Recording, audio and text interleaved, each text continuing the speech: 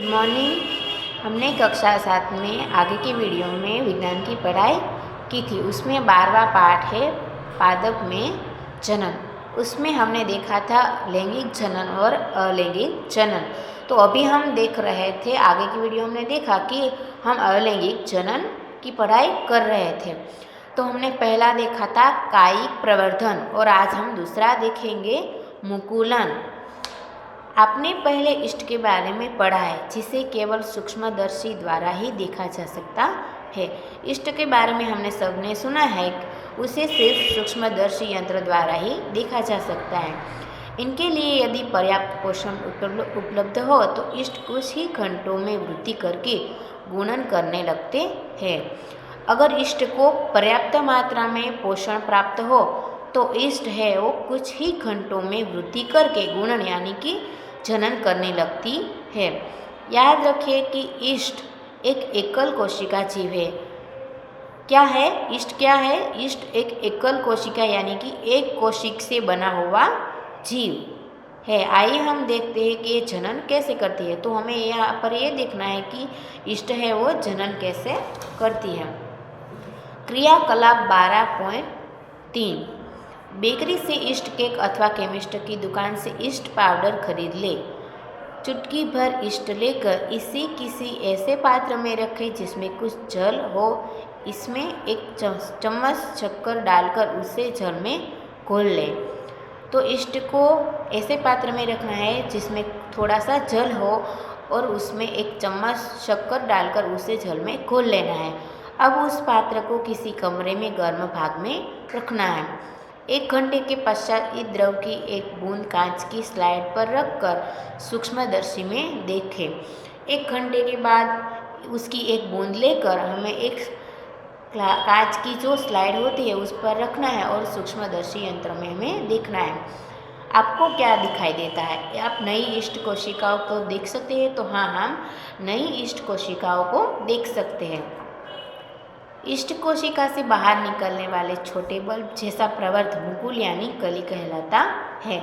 जो ईस्ट कोशिका होती है उससे निकलने वाला छोटा बल्ब जैसा भाग होगा, जैसा प्रवर्ध होगा, उसे हम क्या कहेंगे? मुकुल अथवा तो कली। तो इस भाग को हम क्या कहेंगे? मुकुल अथवा तो कली। मुकुल क्रमशः वृद्धि करता है और जनक कोशिका से विलंब होकर नई ईस्ट कोशिका बनाता है। तो मुकुल है वो क्रमशः वृद्धि करता है और जनक कोशिका से विलंब होकर यानी कि जनक कोशिका से अलग होकर एक नई ईस्ट कोशिका बनाता है। नई ईस्ट कोशिका विकसित होकर परिपक्व हो जाती है। तो नई ईस्ट कोशिका बनी है वो विकसित होकर परिपक्व बन जाती है और फिर नई ईस्ट कोशिकाएं बनाती है। कभी कभी नवीन मुकुल से एक नए मुकुल विकसित हो जाते हैं जिसमें एक मुकुल श्रृंखला बन जाती है। तो कभी कभी जो नवीन मुकुल बनता है उससे क्या बनता है? नवीन मुकुल से एक श्रृंखला बन जाती है, जिससे एक मुकुल श्रृंखला बन जाती है। ये जो नवीन मुकुल बनता है उससे क्या बनता है? एक श्रृंखला यानी कि एक के बाद एक जैसे नए नए मुकुल बनते हैं। और इसके कारण क्या बनता है कि इसके कारण मुकुल की एक श्रृंखला यानी कि एक कड़ी बन जाती है। यदि यह प्रक्रम चलता रहे तो कुछ ही समय में बहुत अधिक संख्या में ईस्ट कोशिकाएं बन जाती हैं। यदि ये प्रक्रिया है कुछ समय चलती रहेगी तो बहुत ही ज़्यादा संख्या में ईस्ट कोशिकाएं बन जाती है। हमने मुकुलन यहाँ पर पूरा किया और आगे देखेंगे खंडन। अपने तालाबों अथवा ठहरे हुए पानी के अन्य जलाशयों में हरे रंग की अवपंकी गुच्छे यानी कि फिसलनदार तैरते हुए देखा होगा। तो हम जब तालाब में जाते हैं या तो फिर कोई ठहरा हुआ पानी है या तो फिर कोई अन्य जलाशय है, उसमें हरे रंग की अवपंकी गुच्छे यानी कि जिस पर हम पैर रखते ही अगर फिसल जाए तो ऐसी चीज़ों को क्या कहेंगे? फिसलनदार। तो ऐसी अवपंकी गुच्छे को हमने तैरते हुए अक्सर देखा है।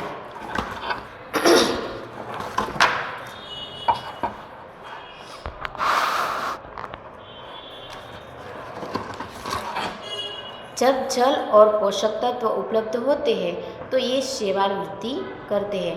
तो जिस तालाब में हमने फिसलनदार गुच्छे देखे तो उसे हम क्या कहेंगे? शैवाल। जब जल और पोषक तत्व उपलब्ध होते हैं तो ये शैवाल वृद्धि करते हैं। जहाँ पर जल होगा और पोषक तत्व होंगे वहाँ शैवाल वृद्धि करता है और तेज़ी से खंडन द्वारा गुणन करता है और तेज़ी से खंडन द्वारा वृद्धि करता है। तो खंडन कैसे होगा? तो 1 का 2 होगा और 2 से 4 होगा और 4 से 8 होगा और 8 से 16 होगा, ऐसे गुणन होगा तो ये तेज़ी से वृद्धि करेगा। शैवाल 2 या अधिक खंडों में विखंडित हो जाते हैं। एक खंड अथवा टुकड़े नए जीव में वृद्धि कर जाते हैं। यह प्रक्रम निरंतर चलता रहता है और कुछ ही समय में शैवाल एक बड़े क्षेत्र में फैल जाते हैं।